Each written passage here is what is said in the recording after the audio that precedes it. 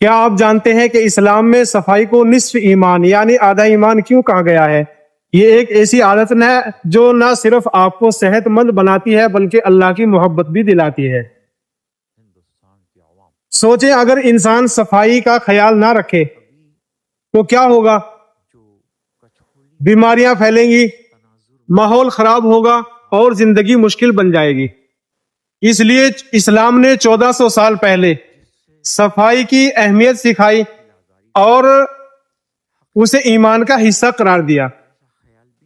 ہر نماز سے پہلے وضو کرنا صرف عبادت کی تیاری نہیں بلکہ جسمانی صفائی کا بہترین نظام بھی ہے۔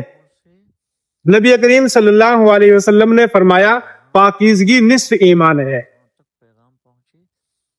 ایک مسلمان اپنے جسم کی صفائی، گھر اور آس پاس